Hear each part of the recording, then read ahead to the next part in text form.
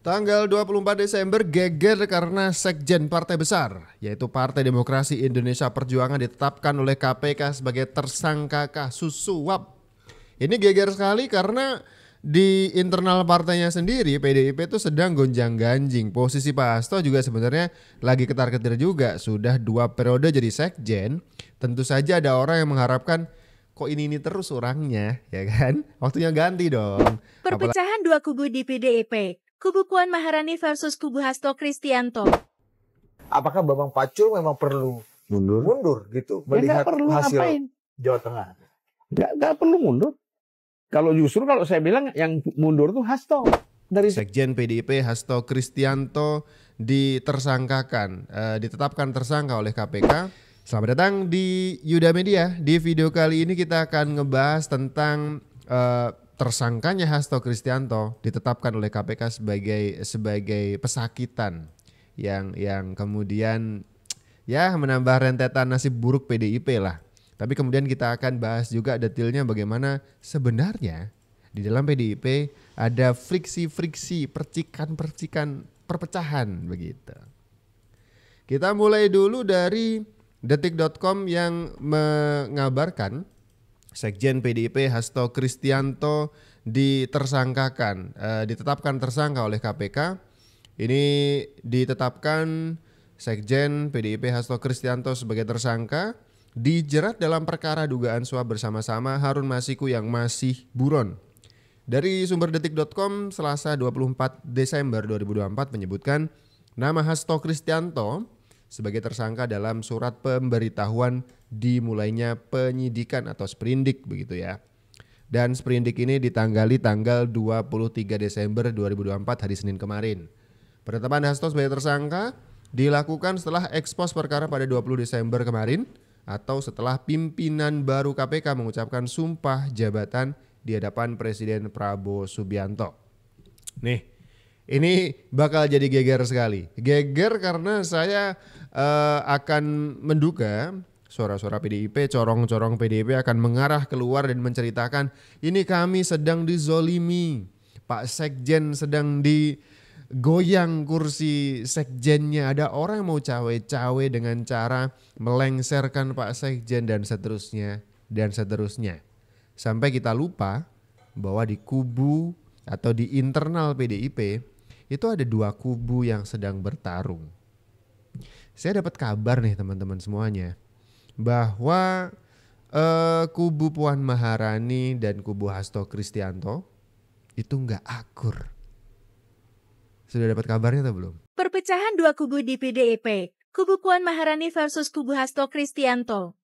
Terjadi perpecahan di antara 2 kubu internal PDIP yang menentukan perkembangan arah politik Partai Banteng Moncong Putih. Saat ini, 2 kubu ini memiliki latar belakang, karakteristik, dan kepentingan berbeda yang saling bertolak belakang antara satu dengan lainnya.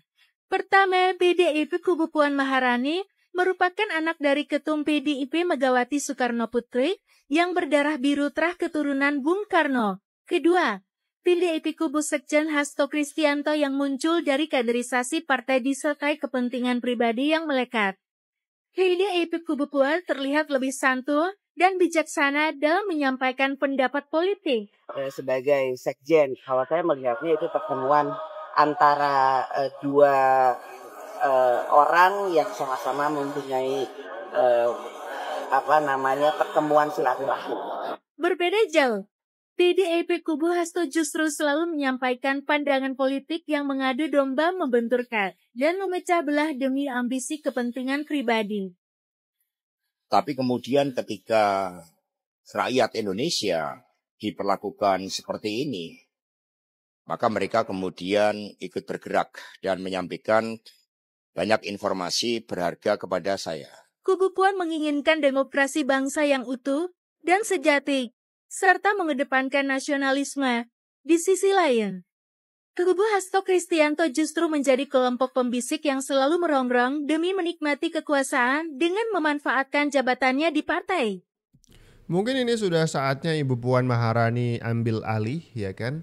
Ring 1 dari Ibu Megawati Soekarno Putri yang disebut-sebut sebagai pembisiknya Ibu Mega tidak lain tidak bukan adalah Pak Hasto Kristianto. Makanya beberapa waktu terakhir ketika kita menikmati suasana gestur-gestur dari PDIP tuh yang suka nuduh-nuduh, panas, panikan, kemudian selalu vibes-nya itu negatif gitu ya.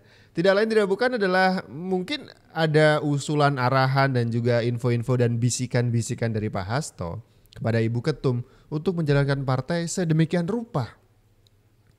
Kita melihat juga perbedaan dari gestur Ibu Puan Maharani, Bambang Pacul ya kan, yang kemudian berpolitik dengan cara yang lebih enak diterima oleh rakyat banyak. Tidak terlalu reaksional, tidak terlalu reaktif, tidak terlalu menyerang begitu. Bahkan Ibu Puan Maharani sampai saat ini masih leluasa bertemu dengan Pak Jokowi, bersalaman dengan Mas Gibran di acara ulang tahun Golkar, apalagi dengan Pak Prabowo, tentu tidak ada masalah. Beda dengan Hasto Kristianto yang kayaknya haram bertemu Pak Jokowi. Effendi Simbolon dipecat karena ketemu Pak Jokowi, apalagi Pak Sekjen ketemu Pak Jokowi dipecat juga dia. Kan lucu juga akhirnya. Tapi ini menggambarkan bagaimana ada dua warna di dalam tubuh PDIP. Padahal nih sebelum apesnya Hasto ditersangkakan KPK ini, kubu Puan tuh yang diserang terus. Kan tidak elok kalau misalkan langsung nyerang Ibu Puan.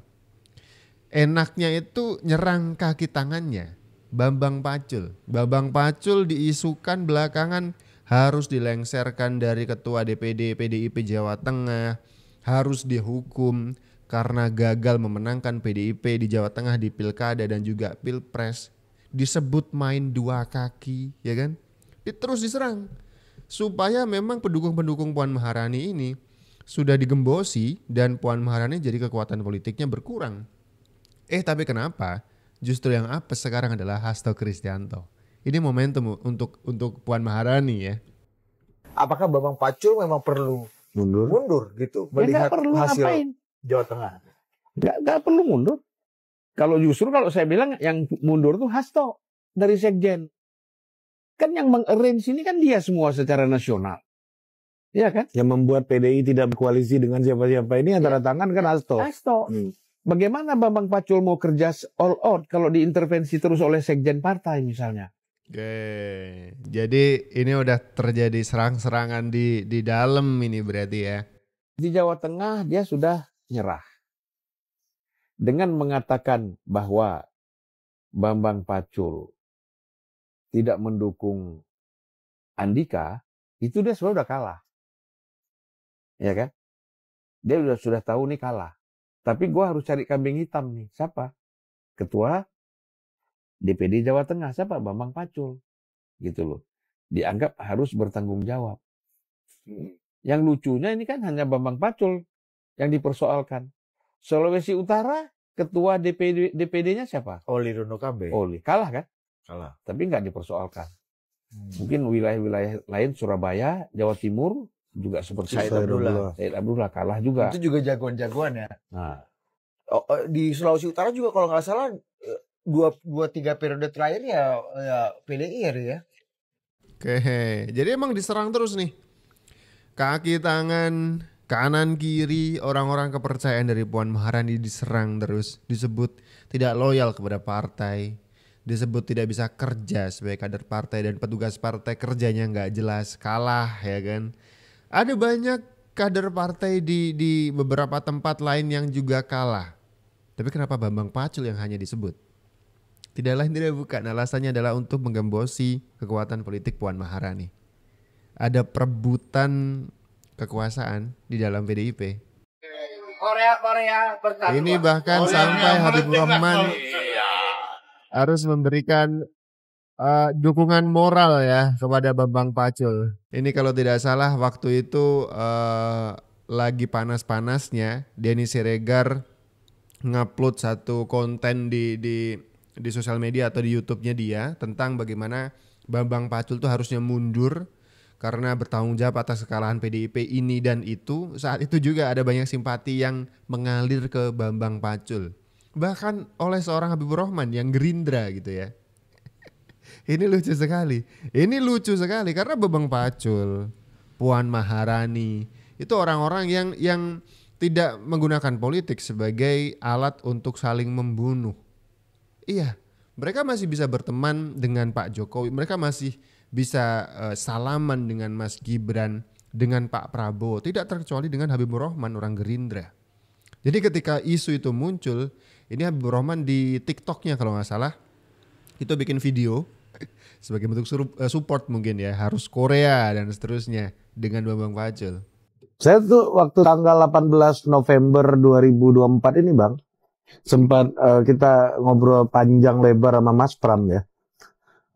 Waktu itu saya sempat tanya itu soal isu tuduhan Bambang Pacul main dua kaki tidak total menangkan Jenderal Andika. Mas Pram tuh bilang saya, wah itu tuduhan jahat gitu. Ini tuduhan jahat nih karena saya tahu betul bagaimana Bambang Pacul itu bekerja keras untuk menangin Andika kata. Yep. Oke. Tuh. Bahkan pengakuan dari Pramono Anung menyebut bahwa Bambang Pacul tuh bukan seperti yang dituduhkan, yang miring itu ya. Bambang Pacul tuh juga kerja juga nih. Di apesnya aja lawannya lebih kuat Pak Jokowi yang punya keputusan atau dukungan kepada Lutfi Yassin kan begitu. Nah, kita balik ke tema awal nih. Ada kabar bahwa Hasto sudah jadi tersangka KPK. Dari kubu yang sebelah sini tuh yang paling getol untuk mengeluarkan serangan ke kubu Puan Maharani. Tapi ya namanya apes ya. Justru Hasto duluan yang harus kolaps begitu. Ini mungkin adalah momentum untuk Puan Maharani bersih-bersih. Kemudian memperbaiki postur dan gestur partai. Biar tidak terlalu menyeramkan untuk anak-anak muda. Karena anak muda nggak terlalu suka drama. Hadi Prayitno pernah mengatakan PDIP itu kalau masih komunikasi politik yang masih begini terus ditinggalkan sama pemilih. Pemilih tidak suka yang drama-dramaan. Pemilih tidak terlalu suka dengan terlalu barbar begitu ya. Pemilih lebih suka bagaimana seperti figur Pak Jokowi yang merakyat dan seterusnya. Jadi bisa jadi ini adalah momentum untuk bersih-bersih begitu. Bener nggak Bambang Pacul keluar dari PDIP? Faktanya ternyata begini nih. Jadi belakangan ini beredar kabar di sosial media bahwa Bambang Pacul keluar dari PDIP. Kabar ini berhembus pasca Partai Banteng itu mengumumkan secara resmi pemecatan Pak Jokowi, Bobi sama Gibran beserta 24 kader lainnya. Kabar pengunduran diri Komandan Pacul ini dikaitin sama tindak tanduknya selama ini yang nggak pernah nyerang Pak Jokowi. Bahkan di beberapa podcast dia bilang jangan berani-berani melawan Jokowi karena kata dia faktanya masih dicintai rakyat. Nah tapi kabar pengunduran diri politisi bernama asli Bambang Wuryanto ini ternyata kabar yang menyesatkan karena Bambang Pacul masih sah sebagai kader PDIP. Oke, ini menarik. Ini menarik. Seperti yang saya bilang tadi ya, bahwa kubu Puan Maharani berikut Bambang Pacul dan orang-orang lingkar ring satunya Puan itu berpolitik untuk tidak terlalu barbar. Politik adalah bukan alat untuk membunuh kan begitu. Jadi pertentangan antar keduanya, kubu Puan Maharani dan kubu Hasto Kristianto berikut Prananda Prabowo-nya ini memang sudah bisa kita lihat bahkan di awal kampanye Pilpres kemarin, Pilpres 2024 tentu saja ya. Bukannya Puan Maharani yang keok karena selalu diserang oleh kubu Hasto, tapi namanya takdir apes justru menghampiri Hasto lebih dulu. Hasto ini memang harus ada koreksi total dari Ibu Mega dan PDIP karena membuat jarak terlalu banyak dengan kekuatan politik lain. Ya kan?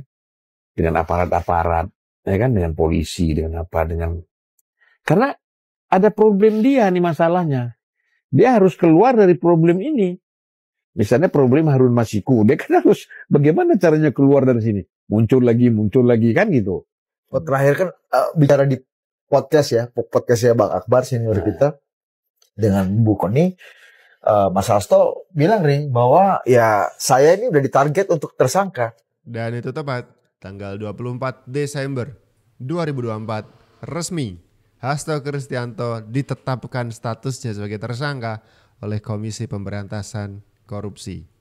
Bisa jadi Hasto ini hebat, sudah tahu informasi jauh sekali sebelum informasi itu jadi kenyataan. Atau memang Hasto ini sudah mengira saya salah, tinggal waktu aja menunggu kapan aja ini mau dibungkus begitu ya. Kayak yang kedua ya.